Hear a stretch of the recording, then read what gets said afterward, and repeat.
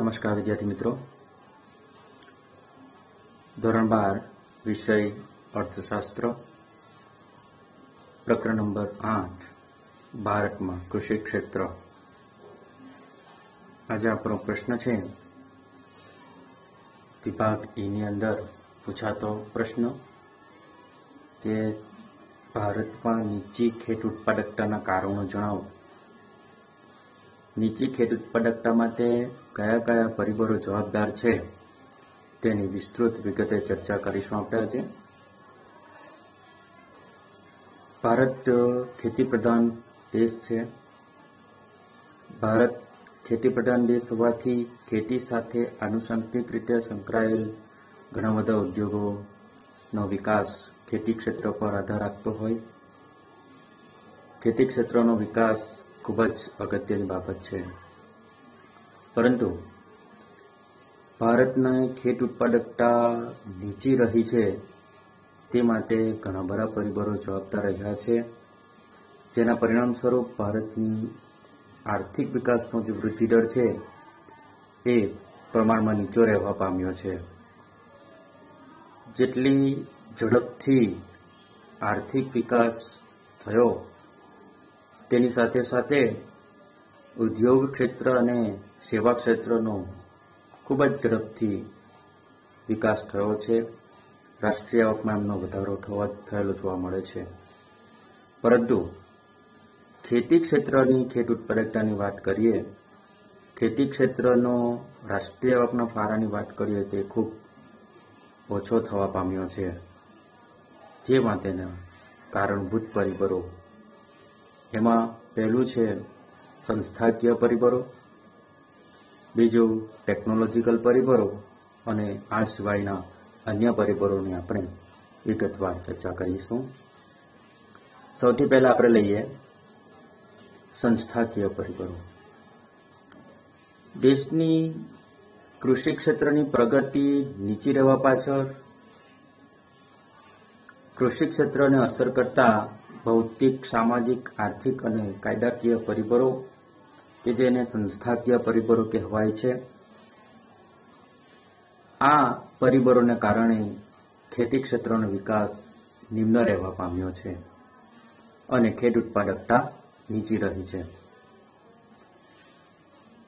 आ संस्थाकीय परिबळो जेमां अंग्रेजोए दाखल करेल जमीन महसूल उघराववानी जमीनदारी प्रथा, महालवारी प्रथा, रैयतवारी प्रथा, खेत धिराणनी सवलतो, खेत पेदाशनी आजनी आपणी वेचाण व्यवस्था, वाहन व्यवहारनी सवलतो अने जमीननी मालिकीनी प्रथा, आ घणा बधा मुद्दाओनो આપણે સંસ્થાકીય પરિબળોની અંદર સમાવેશ કરી શકીએ।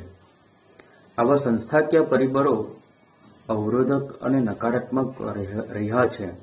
ના પરિણામે દેશની જે કૃષિની ઉત્પાદકતા નીચી રહી છે।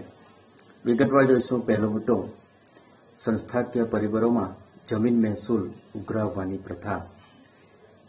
વિદ્યાર્થી મિત્રો, આપણે ઇતિહાસમાં અંગ્રેજોના ગુલાબીના શાસનકાળ દરમિયાનની ઘણી બધી આપણે ઇતિહાસની વાતો આપણે શીખ્યા છે, જાણી છે અને એ ભૂતકાળની વાતોમાંથી આપણે ઘણું બધું શીખ્યા છે અને આ પ્રકારની ભૂલો ન થાય માટેના આપણે પ્રયત્નો કરીએ છીએ।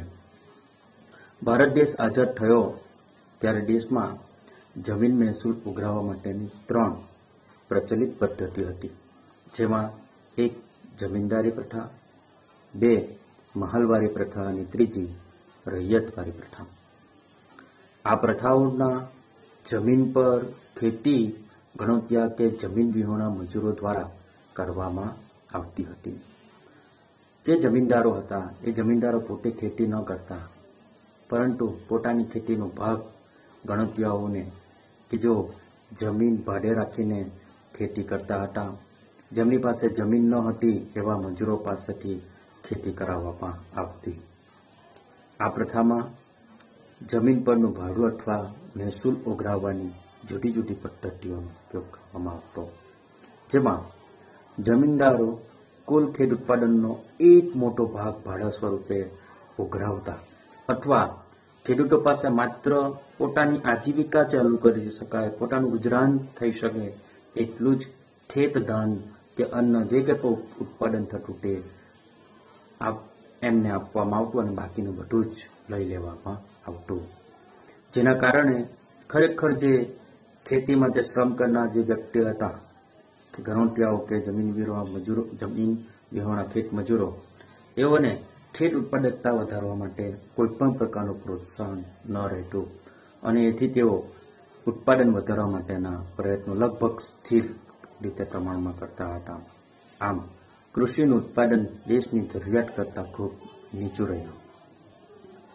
આઝાદી પૂર્વે ખેડે તેની જમીનનો કાયદા હેઠળ ખેડ હકની સલામતી અને સાંઠ એટલે ભાડા નિયમન અંગેના કાયદાઓ પસાર કરવામાં આવ્યા, પરંતુ આ કાયદાઓ સંપૂર્ણપણે અમલમાં મૂકવામાં આવ્યા નથી, માત્ર કાગળ પર રહ્યા છે અને સરવારે કૃષિ ઉત્પાદકતા નીચી રહેવા પામી છે. મુદ્દા નંબર 2, ખેત ધિરાણ. સ્વાભાવિક રીતે જ આજે આપણે ઘણા બધા ન્યૂઝ ચેનલોની અંદર જોઈ રહ્યા છે, કિસાન આંદોલન થઈ રહ્યું છે, ખેડૂતો લડત કરી રહ્યા છે નવા કાયદા અધિનિયમ જે સુધારા કરવામાં આવ્યા છે એનો. દેશની અર્થવ્યવસ્થાને ગતિ આપવા માટે દેશમાં જે કૃષિ ક્ષેત્ર જે નીચી ઉત્પાદકતા રહી છે એને સુધારવા માટે સરકારે નવીન પ્રયત્નો હાથ ધર્યા છે, નવા સુધારાઓ હાથ ધર્યા છે, પરંતુ કેટલાક પ્રશ્નો છે એ પ્રશ્નોના નિવારણ માટે ખેડૂતો આંદોલન કરી રહ્યા છે. જો આ પ્રશ્નો હલ થઈ જશે, આ નવા કાયદા કે સુધારો અમલમાં આવશે, તો ચોક્કસપણે ખેતી ક્ષેત્રે ખાનગી મૂડીરોકાણનું પ્રમાણ વધશે. વિદ્યાર્થી મિત્રો, આપણે જો ટોપિક છે ખેત ધિરાણ, મારે આ બાબત ઉપર ફોકસ મૂકવું છે કે કૃષિ ક્ષેત્રમાં ખેડૂતો પાસે મૂડીરોકાણના પ્રશ્નો છે. ખેત ઉત્પાદકતા વધારવા માટે જરૂરી સુધારેલા બિયારણ, રાસાયણિક ખાતરો, જંતુનાશક દવાઓ, યંત્રો, આ તમામ જે સુવિધાઓ છે એ અપૂરતા નાણાંને કારણે આ સુવિધાઓ પ્રાપ્ત થઈ શકતી નથી અને ના પરિણામ સ્વરૂપ ખેત ઉત્પાદકતા નીચી રહી છે. ખેત ધિરાણ જે ખેડૂતોને, જે ગરીબ વર્ગ છે, મોટાભાગનો જે નાના અને સીમાંત ખેડૂતો છે એનું પ્રમાણ ભારતમાં સંખ્યામાં ખૂબ વધારે છે, તેમને ખેત ધિરાણની આવશ્યકતા રહે છે. ખેત ધિરાણ શેના માટે? તો મેં તમને કહ્યું તે પ્રમાણે સુધારેલ બિયારણ, ખાતર, જંતુનાશક દવાઓ આ વગેરેની ખરીદી કરવા માટે નાણાંની જરૂર છે. ઉત્પાદન પ્રક્રિયા તેના વગર શક્ય નથી. આઝાદી સમયથી જ ખેત ધિરાણ ખાનગી અને નાણાં ધીરનારની મોટી ભૂમિકા રહી છે. વાત કરીએ 1951ની, તો અંદાજે 71.6% ખેત ધિરાણ, ખેતી ક્ષેત્રે કરવામાં આવતું જે ધિરાણ હતું એ નાણાં ધીરનારનો વ્યવસાય કરનાર લોકો, નાણાવટીઓ પાસેથી ઓછીની મૂડી સ્વરૂપે લેવામાં આવતું હતું અને આ ધિરાણ ઉપર ખેડૂતે ખૂબ ઊંચા વ્યાજના દરો આપવા પડતા હતા અને આપવા પડે પણ છે. અને હિસાબોમાં મોટી ગડબડ કરવામાં આવતી અને ખેડૂતોને છેતરવામાં આવતા હતા. આઝાદી પછી સરકારે ઘણી બધી રાષ્ટ્રીયકૃત બેંકોનું રાષ્ટ્રીયકરણ કર્યું અને રાષ્ટ્રીય સ્તરે ઘણી બધી બેંકો કાર્યરત કરી કે જે કૃષિ ક્ષેત્રને ધિરાણ આપે છે. તેમાં સૌથી અગત્યની મહત્વની ભૂમિકા છે નોંધવા જેવી બાબત, સરકારે 1975થી પ્રાદેશિક ગ્રામીણ બેંકોનું અને 1982 થી નાબાર્ડ, પૂરું નામ national bank four agriculture and rural development, note down કર્યો આપો વિદ્યાર્થી મિત્રો, ખૂબ જ અગત્ય. 1982માં નાબાર્ડની સ્થાપના કરાઈ છે. નાબાર્ડની સ્થાપના કયા હેતુથી કરવામાં આવી? તો પ્રાદેશિક ગ્રામ્ય વિસ્તારના લોકોને પૂરતું ધિરાણ મળી રહે, કૃષિ ક્ષેત્રનો વિકાસ થાય, ના હેતુથી નાબાર્ડની સ્થાપના કરવામાં આવી. તેમજ આ સઘન પ્રયાસોને કારણે વર્તમાન સમયમાં નાણાં ધીરનારનો વ્યવસાય કરનાર લોકોનું જે ધિરાણ છે આજે માત્ર 27% થઈ ગયું છે. ત્યારે મિત્રો એનો મતલબ કે જે પહેલા 71.6% મોટે ભાગે ખેડૂતો નાણાવટીઓ પર અવલંબતા હતા તે પ્રમાણ આજે ઘટ્યું છે, 27% થયું છે. જ્યારે બાકીનું મોટા ભાગનું જે ખેત ધિરાણ છે આવી વિભિન્ન રાષ્ટ્રીયકૃત બેંકો દ્વારા મેળવવામાં આવે છે. ખેડૂતોનો સંસ્થાકીય ખેત ધિરાણના માધ્યમો સિવાય ખેત ધિરાણમાં ધિરાણ મેળવવા પાછળનો જે ખર્ચ ઊંચો રહેતો હતો અને પરિણામે ખેડૂતોની કૃષિની જે આવક હતી એ ઓછી રહેવા પામતી હતી અને વધુ ઉત્પાદકતા મેળવવા માટે તેમણે ખેતીજન્ય કામ કરવાનું આકર્ષણ ન રહેતું અને પરિણામ સ્વરૂપ કૃષિ ક્ષેત્રમાં સતત નીચી ઉત્પાદકતા જોવા મળી. ત્યારબાદ વાત કરીએ વેચાણ વ્યવસ્થાની. સ્વાભાવિક છે કે આપણે જે કંઈ પણ પેદાશોનું ઉત્પાદન કરીએ, ચીજ વસ્તુનું ઉત્પાદન કરીએ, એને યોગ્ય રીતે વેચાણની વ્યવસ્થા ન પ્રાપ્ત થાય, બજારો ન પ્રાપ્ત થાય તો સ્વાભાવિક રીતે જ આપણે તે પ્રકારનું ઉત્પાદન બંધ કરી અથવા તે પ્રકારનું ઉત્પાદન ઓછું કરી દઈશું. ભારતમાં પણ કૃષિ પેદાશના વેચાણ માટેની જે વ્યવસ્થા છે, માળખું છે, ખૂબ જ ઊણું છે. યોગ્ય પ્રમાણમાં ખેત બજારોને જોડતા રસ્તાઓ નથી, વાહન વ્યવહારની સગવડો નથી. ખેત બજારોમાં ખેત ધિરાણ પછી તરતના જે બજાર ભાવ છે, મોસમના અંતે મળતા ભાવ વચ્ચે તફાવત મોટો રહે છે, એટલે કે ઊંચા ભાવો પ્રાપ્ત થતા નથી અને વેપારીઓને નીચા ભાવે વેચાણ કરી દેવું પડતું હોય છે અને ઓછીની મૂડીથી જેણે ખેતી કરી છે તેવા નાણાંમાં ડૂબેલો જે ખેડૂત છે એ કહેવામાં આવે કે ભાઈ દેવામાં જીવે છે, દેવામાં જન્મે છે, જીવે છે અને દેવામાં જ મૃત્યુ પામે છે, તેવી પરિસ્થિતિ ખેડૂતોની થતી હોય છે. ત્યારબાદ વાત કરીએ ગ્રામીણ સમાજમાં ની જે વ્યવસ્થા છે તેની વાત કરીએ. ભારતમાં ખેડૂતો મોટે ભાગે પ્રારબ્ધ કુદરત પર આધાર રાખે છે કે જે કંઈ પણ આપણને પ્રાપ્ત થયું છે અથવા પ્રાપ્ત થતું નથી એ ઉપરવાળાની કૃપાથી થતું હોય એવું માને છે. એથી ગ્રામ્ય સમાજનો જે વર્ગ છે જૂની પરંપરાઓથી વ્યવસ્થાથી બંધાયેલો છે અને તે પ્રમાણે જૂની પરંપરાગત સાધનો દ્વારા ઉત્પાદન અને ખેતી કરતો હોય છે અને પરિણામે કૃષિ ક્ષેત્રનો જે ઝડપથી આર્થિક વિકાસ થવો જોઈએ થઈ શકતો નથી અને આવકમાં વધારો થતો નથી. આ કારણથી ગ્રામ્ય અર્થતંત્રનું કેન્દ્ર એવું કૃષિ ક્ષેત્રની ઉત્પાદકતા નીચી રહેવા પામી છે. વિદ્યાર્થી મિત્રો, સંસ્થાકીય પરિબળો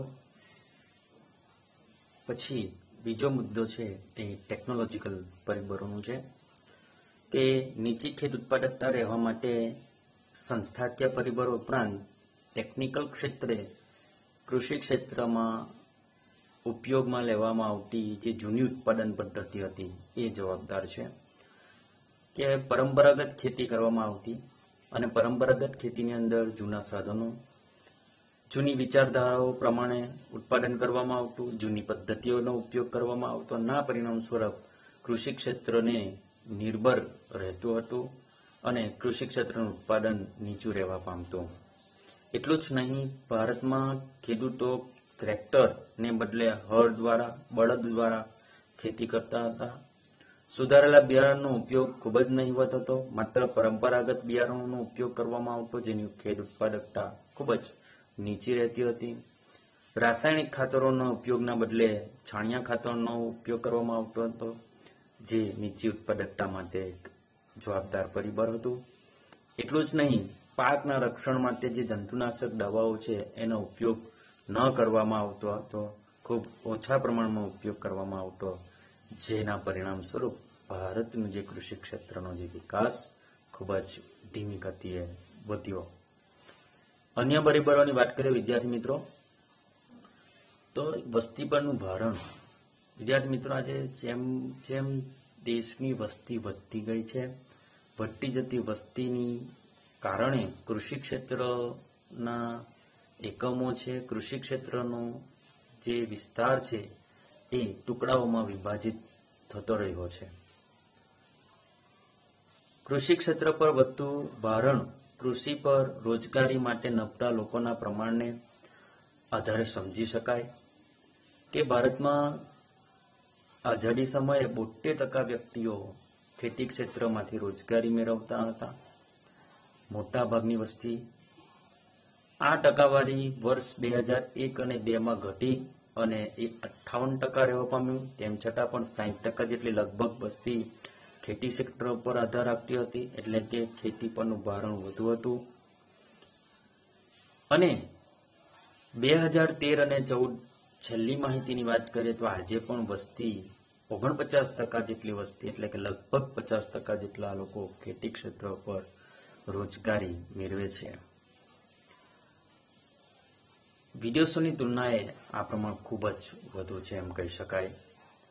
કુલ ઉત્પાદનનું જે પ્રમાણ મેળવે તેનાથી વધુ પડતી વ્યક્તિઓ, ઘણી બધી વ્યક્તિઓની અંદર આ આવક વેચાઈ જતી હોય અને પરિણામે ખેડૂત શ્રમિક દીઠ, વ્યક્તિ દીઠ જે આવક છે એ ખૂબ જ ઓછી આવે છે, જે નીચી ખેડૂત ઉત્પાદકતાને નિદર્શ કરે છે. આર્થિક આયોજનનો અભાવ. વિદ્યાર્થી મિત્રો, આપણે આઝાદી બાદ આયોજનની શરૂઆત કરી.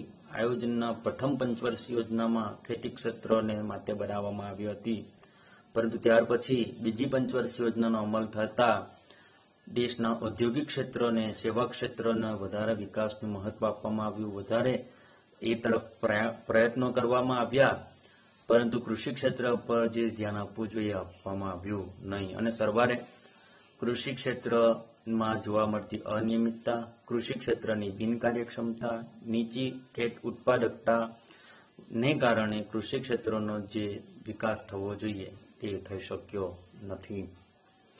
એટલે કૃષિ ક્ષેત્રનો વિકાસ કરવો એ ભારત માટે ખૂબ જ અગત્યની બાબત છે અને એ માટે કાયદાકીય સુધારાઓની જરૂર છે અને તે થવા જોઈએ. વિદ્યાર્થી મિત્રો, નેક્સ્ટ પીરિયડની અંદર આપણો જે લેક્ચર આવશે એ નેક્સ્ટ લેક્ચરની અંદર આપણે નીચી ખેત ઉત્પાદકતાને દૂર કરવા માટે કયા કયા ઉપાયો હાથ ધરવા જોઈએ એ પ્રશ્નની વિગતે ચર્ચા કરીશું. નમસ્તે.